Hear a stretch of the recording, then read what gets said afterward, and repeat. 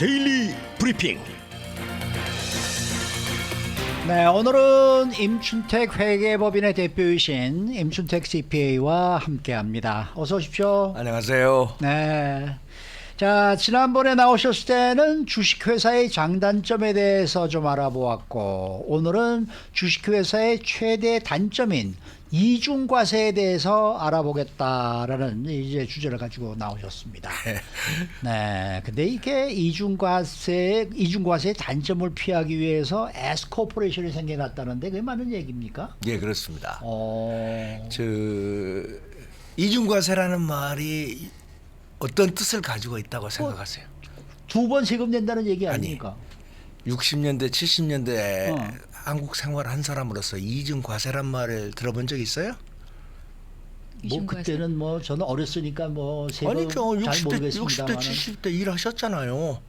60년대, 70년대, 1960년. 70년대 저 학교 다녔죠. 아니, 학교 다닐 때 이중과세라는 말은 설을 두 번 세는 것 아닙니까? 아재 이중 개그 아재 개그 하시는 거죠. 그 이중과세. 네. 그때 당시에 양력도 세고 음력도 세고 네. 같이 놀고 그러다가 정부는 야 국력 낭비 아니냐 해가지고 구정을 없애고 양력을 하고 이거를 왜 이렇게 빨리 내가 캐치를 못했을까? 이거 너무 참, 진지하게 이게 받아들여서. 머리가 이게 이제는 안 돌아가네. 저는 증여세, 상속세 이런 부분을 많이 생각을 했었어요. 생각해요. 아니 세금에 관해서 말씀하신 분 나오셔가지고 이중과세 그러니까 뭐 세금 얘기로만 알았지 누가 그쪽 이중과세인 줄 알았나요? 한자만 다르지 한국말 표현은 똑같아요. 그래도 이중과세라고. 세금 관련 얘기를 할 때 뭔가 머리가 복잡해지는데 분위기가 아주 부드러워졌습니다. 이게 어떻게 보면 아재 개그인데 아재 개그 중에서도 머리를 써야 되는 개그네. 네, 상일걸. 자, 이제 S코퍼레이션. 법을 만들자고 보면은 부작용은 항상 있죠. 예를 들자면 내가 돈을 한 번 벌었는데 왜 내가 두 번 세금을 내느냐. 한 번은 코퍼레이션이 세금을 내고 그 다음에 그 돈이 남아가지고 내가 배당을 가져왔는데. 해줘가지고 주식 투자자로서 배당을 받는데 왜 내가 세금을 내야 그렇지, 되느냐. 그렇죠. 두 그렇죠. 군데 하나를 없애야 이중과세 문제를 해결하는 것 아닙니까? 맞습니다. 근데 두 가지가 다 어마어마한 세수의 원천인데 정부가 어떻게 그걸 다 없애? 네네. 근데 논리적으로는 두 번 물린다는 것 자체는 부담스러우니까 정부가 고민을 하죠. 네. 그러니까 보통 이제 C 코퍼레이션의 이제 이슈인데 C 코퍼레이션에서는 그 자체가 하나의 독립적인 단체니까 세금을 내라. 이해하겠다. 네. 그런데 거기에 대해서 배당금을 받으면은 배당금에 대해서 세금을 내라고 하는 것은 논리적으로 어렵다. 그래서 이제 정부가 그런 것들을 해결하려면은 둘 중에 하나를 세금을 없애버리면 될 건데 그렇죠. 아까 말씀드린 대로 그렇죠. 세수에 엄청난 손실을 가져오니까 네. 그걸 약간 비틀어 가지고 여러한 사람들만큼은 한 번만 세금을 내도록 하자. 그게 이제 S코퍼레이션이 되는 거죠. 그래서 보통 주총무처가 주식회사를 만들 때는 주총무처만 담당을 해요. 왜냐하면 어플라이를 해서 주식회사를 설립을 하고 보고를 하고 모든 것들을 하는데 연방 국세청이 특별한 폼으로 나는 S라는 코퍼레이션을 하고 싶다라고 했을 때에는 네. S 코퍼레이션을 할 수 있는데 그러면 S 코퍼레이션 장점이 뭐냐?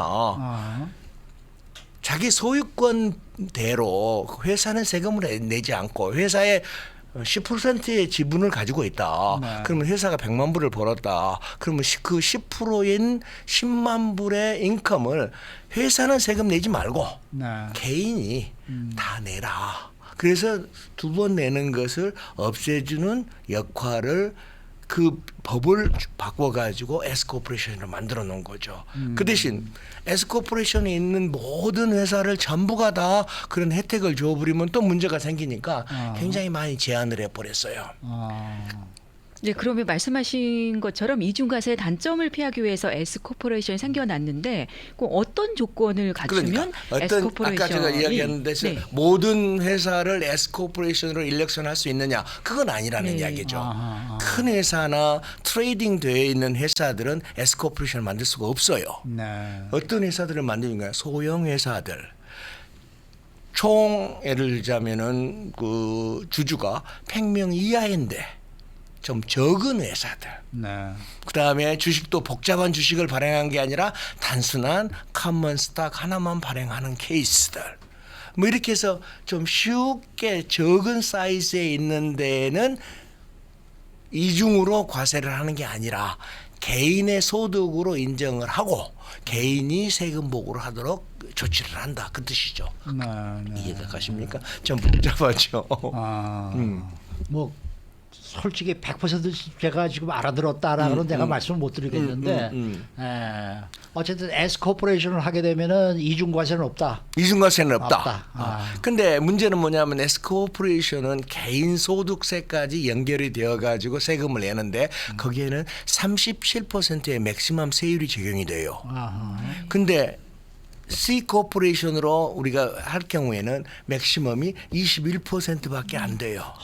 그러니까 또 고민이 또 고민이 생기겠네. 생기는 거죠. 아. 그래서 지난번 트럼프가 대통령이 딱 되고 난 다음에 트럼프는 그 기업 우선주의의 정책을 취하다 보니까 그 이전에 34%인 세율을 21%로 낮춰버렸어요. 맞춰버렸어요. 아. 그러니까 세금이 엄청나게 줄어드는 대신에 그 개인 소득세는 37%를 그대로 유지하고 있으니까 옮기고 싶은 사람 옮겨라 아니면은 이쪽에서 이쪽으로 갈 수도 있고 이쪽에서 반대쪽으로 갈 수도 있으니까 그걸 가면서까지도 세금 혜택이 있는 방법으로 연구를 해서 세금을 절약할 수 있으면 해라. 이게 우리의 방법이다라고 정부는 그렇게 제시를 하는 거죠. 그러면 S 코퍼레이션과 LLC라는 게 또 있잖아요. 있죠, LLC는 있죠. 뭐가 차이가 나는 거예요? 아까 이야기했지만은 아까 S 코퍼레이션은 주식이 무슨 뭐 100명 이하여야 된다. 주식도 발행하면 여러 가지 주식이 많아요. 뭐 프리포드 스탁도 있고 개인 커먼 스탁도 있고 뭐 복잡한 구조를 단일화된 것만 인정해 준다. 그러니까 소형으로서 혜택을 볼 수 있는 코퍼레이션만 인정을 해 주는데 그러다 보니까 거기는 영주권자나 시민권자만이 있어야 된다고요. S 코퍼레이션에서는. 그런 조건을 없애고 이런 조건을 없애고 더 플렉서블한 조건을 만들기 위해서 LLC를 만들었는데 LLC는 더 유연성 있게 S 코퍼레이션과 거의 비슷하지만은 더 유연성 있게 만들어준 제도가 LLC고 이게 생긴 지가 얼마 안 돼요. 1970년도 와이오밍 스테이트부터 시작해가지고 캘리포니아는 한 2000년대부터 지금 시작을 하고 있어요. 많은 분들이 LLC를 통해서 비즈니스를 하신 분들이 생각보다 많아요. 많더라고요. 이렇게 뭐 어떤 분들 뭐 주위에서 누가 뭐 새로 뭐 회사를 하나 만들었습니다. 그리고 명함을 꺼내길래 어떤 회사입니까? 뭐 저는 그냥 뭐 LLC로 지금 하고 있어가지고 좀 편합니다. 뭐 이런 식으로들 얘기를 많이 해요. 하더라고요. 많이 해요. 근데 이제 LLC를 만들면서 어떤 분들은 우리들한테 상담을 하면서 LLC를 만드는 게 아니라 이번에 LLC를 하나 만들어 주세요 그래요. 그러시냐고 아시고 말씀하는데 기다 말다 저희들이 말씀드리니까 쉽지가 않잖아요. 그래서 만드십시다. 근데 어떻게 만드시려고 합니까라고 물어보죠. 네. 그러면 요즘 뭐 테넌트들이 소송을 하고 너무 골머리 아픕니다. 네, 네. 그 다음에 요즘은 또 공익소송이라고 해가지고 너무 골머리 아프게 맞아요. 하는데 맞아요.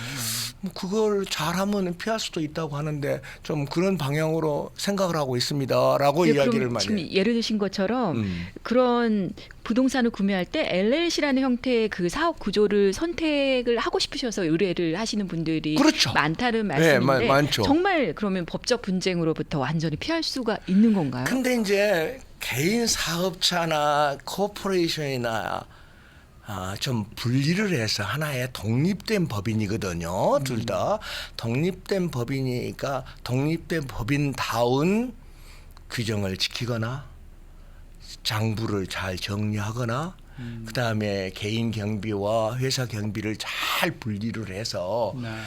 회사다운 걸로 운영을 하는 경우에는 그 리미티드 라이빌리티라는 혜택을 본다는 이야기죠. 그 리미티드 라이빌리티는 지난번에 설명했듯이 네, 네, 네. 내가 투자한 금액까지만 내가 보상 것이 책임을 지고 내가 집이 좀 개인 재산이 많이 있어. 개인 재산은 회사의 소송이나 건드리지 이런 마. 걸로부터 조금 이렇게 면제를 되거든요. 받고 싶은데 네. 그런 것을 다 해줄 수는 없으니까 관리를 잘 하셔야 된다. 그냥 하나 LLC를 만들었으니까 나는 모든 것을 앞으로는 이런 문제로부터 해방이 된다라고 생각하지 마시고 네. 관리를 잘 하시면은 최종적인 결정은 소송이 붙었거나 그랬을 때 판사가 어떻게 판단하느냐가 중요합니다.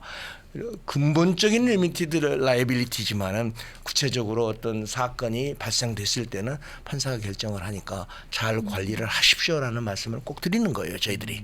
꼭 기억하셔야 되는 말씀이신 것 같아요. 그 의뢰인들이 단순히 세금을 줄이기 위해서 의뢰를 하시는데 그리고 또 뭐 소송으로부터 뭐 무조건 피한다 이런 얘기를 듣고 오실 수 있지만 말씀하신 그렇죠. 것처럼 그 권한이 판사한테 있을 수도 있다니까. 그러니까. 네. 지금 여기 댓글이 하나에 말해요. 플릿 매물을 사서 리모델링해서 팔 때 주로 LLC로 하더군요. 팔고 나서는 LLC를 클로즈하고. 그런 경우도 많이 있어요. 많이 있어요? 많이 있어요. 대개 다 부동산 하신 분 중에서 저 중고 집을 사가지고 네. 자기의 기술을 좀 넣어가지고 저렴하게 고쳐가지고 조금 더 비싸게 파시는 팔고. 분들이 많고 또 그 한 프로젝트가 다 끝나면 그걸 크로스를 해버리는 경우도 있고 그런 일들이 많이 있어요. 특히 요즘 같은 경우에는 아까도 말씀드렸듯이 와가지고 나 사업을 하려는데 어떻게 상담보다는 LLC를 하나 만들려고 합니다라고 하시는 분들이 생각보다 많이 있어요. 네. 자, 새로운 비즈니스를 하나 시작하려고 하는데 이게 막대한 자금이 소요된다 말입니다. 그럴 경우에 주식 회사 형태로 자금 조달 방법은 어떤 것들이 있는지.